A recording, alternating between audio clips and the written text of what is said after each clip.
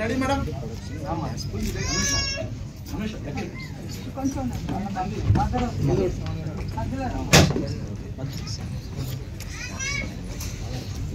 Bye to you all the best.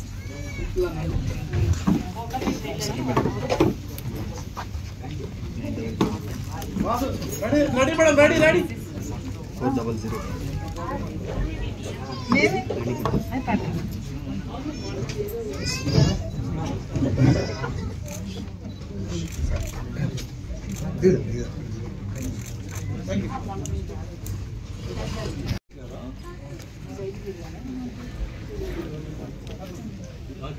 ఇక్కడ lighting తడి ఉంటుంది పూర్తి తీయండి. మీరు మెరిసిపోతున్నారులే. అయ్యో నేనెల్ల హీరోయిన్ తను ఎప్పుడు మెరుస్తూనే థ్యాంక్ యూ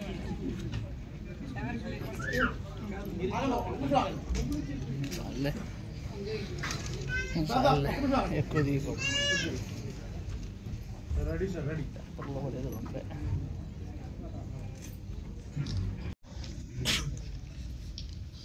వేదిక అలంకరించిన సినీ ప్రముఖులకు, అలాగే మీడియా మిత్రులకు ఈ సమయాన్ని వెచ్చించి మా కోసం ఈ కార్యక్రమానికి విచ్చేసి మమ్మల్ని ప్రోత్సహించినందుకు మీ అందరికీ చాలా కృతజ్ఞతలు.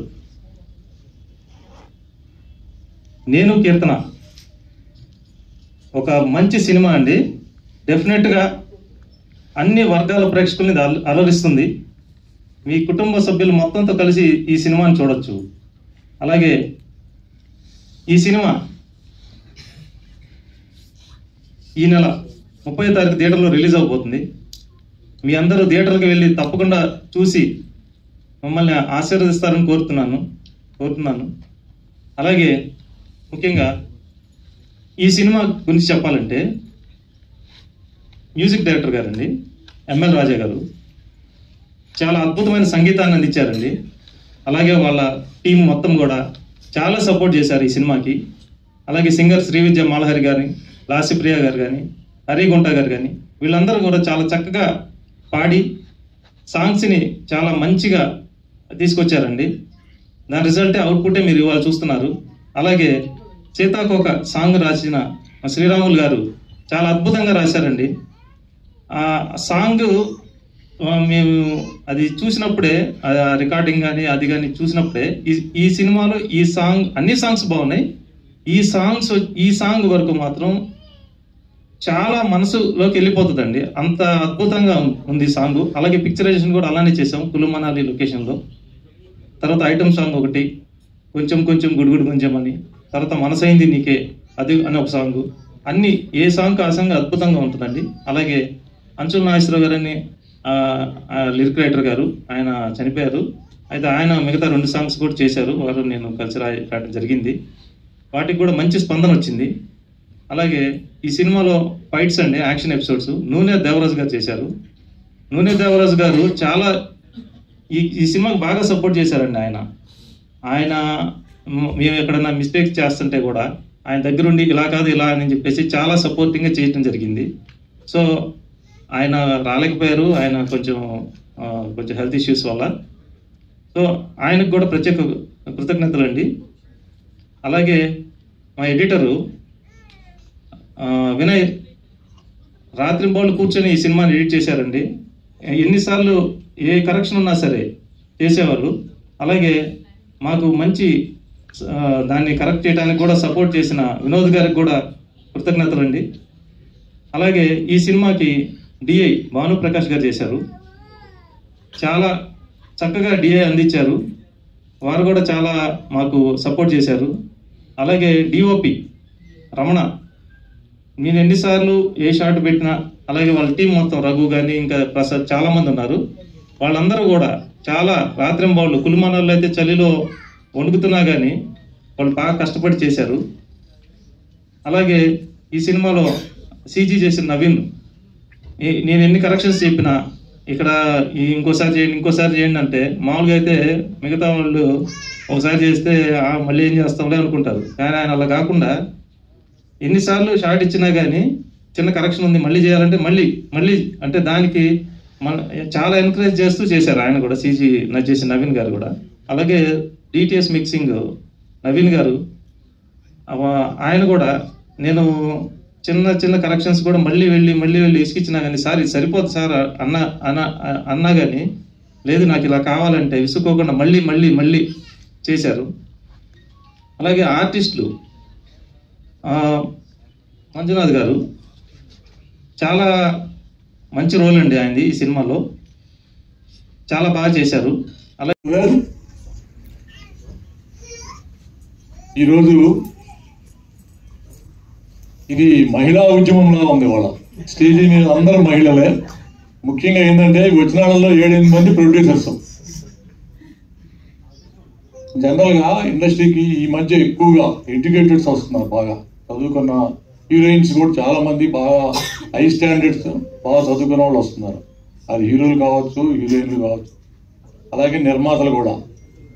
ఇందాక మన ఈ చిమటా ఫ్యామిలీ చక్కగా సినిమా తీయాలి, వాళ్ళ అబ్బాయిని ప్రమోట్ చేయాలి అంటే వాళ్ళ అబ్బాయిని అంటే ఆ మేడం మాట్లాడింది కదా ఇందాక ఫస్ట్ మాట్లాడిన జ్యోతిర్మయ్య గారు సిస్టర్ చాలా చక్కగా మాట్లాడారు. మీరు సింపుల్గా చాలా చక్కగా మాట్లాడారు.